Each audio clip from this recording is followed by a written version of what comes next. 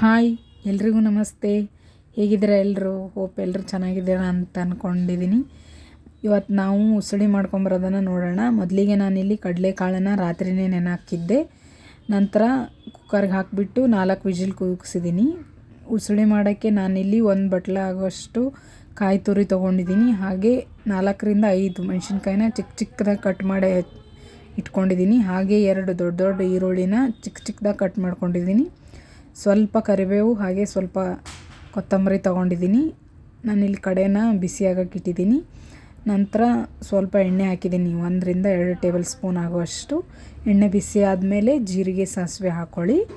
ಜೀರಿಗೆ ಸಾಸಿವೆ ಆದ ನಂತರ ಕರಿಬೇವು ಹಾಕ್ಕೊಂಡು ಕರಿಬೇವೆಲ್ಲ ಒಂದು ಸ್ವಲ್ಪ ಇದಾದಮೇಲೆ ನಾನಿಲ್ಲಿ ಹಸಿ ಈರುಳ್ಳಿ ಸೊಪ್ಪು ತೊಗೊಂಡಿದ್ದೀನಿ.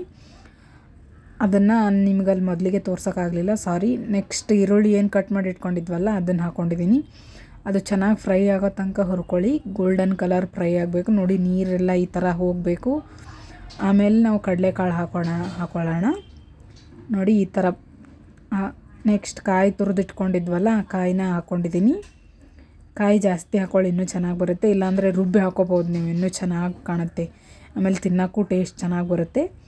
ಸ್ವಲ್ಪ ರುಚಿಗೆ ತಕ್ಕಷ್ಟು ಉಪ್ಪು ಹಾಕ್ಕೊಂಡಿದ್ದೀನಿ ನಾನು. ನಿಮಗೆ ಎಷ್ಟು ಬೇಕೋ ಅಷ್ಟು ನೋಡ್ಕೊಂಡು ಹಾಕ್ಕೊಳ್ಳಿ. ಆಮೇಲೆ ಇಲ್ಲಿ ಒಂದು ಸ್ವಲ್ಪ ಅರಿಶಿನ ಹಾಕ್ಕೊಂಡಿದ್ದೀನಿ. ಅರಿಶಿನ ಜಾಸ್ತಿನೇ ಹಾಕ್ಕೊಳ್ಳಿ, ಅಂದರೆ ಚೆನ್ನಾಗಿ ಬರುತ್ತೆ ಟೇಸ್ಟು. ಸೊ ಹಾಗಾಗಿ ಸ್ವಲ್ಪ ಜಾಸ್ತಿನೇ ಹಾಕ್ಕೊಳ್ಳಿ ನೋಡಿ. ನಂತರ ಇಷ್ಟ ಆಯಿತು. ನೀವು ಈ ಥರ ಯಾವತ್ತಾದರೂ ಟ್ರೈ ಮಾಡಿದ್ದೀರಾ ಅಂತ ಕಮೆಂಟ್ ಮಾಡಿ ತಿಳಿಸಿ. ಹಾಗೆ ನಿಮ್ಗೆ ಯಾವ ಥರ ವೀಡಿಯೋ ಬೇಕು ಅಂತಲೂ ಕಮೆಂಟ್ ಮಾಡಿ ತಿಳಿಸಿ.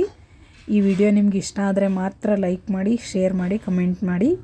ಹಾಗೆ ಸಬ್ಸ್ಕ್ರೈಬ್ ಮಾಡ್ಕೊಂಡು ಇಟ್ಕೊಳ್ಳಿ. ನಾನು ನೆಕ್ಸ್ಟ್ ಟೈಮ್ ವಿಡಿಯೋ ಮಾಡಿ ಹಾಕಿದಾಗ ನಿಮಗೆ ನೋಟಿಫಿಕೇಷನ್ ಬರುತ್ತೆ. ಆ್ಯಂಡ್ ದೇವ್ರು ನಿಮ್ಮೆಲ್ಲರಿಗೂ ತುಂಬಾ ಒಳ್ಳೇದು ಮಾಡಲಿ. Thank you.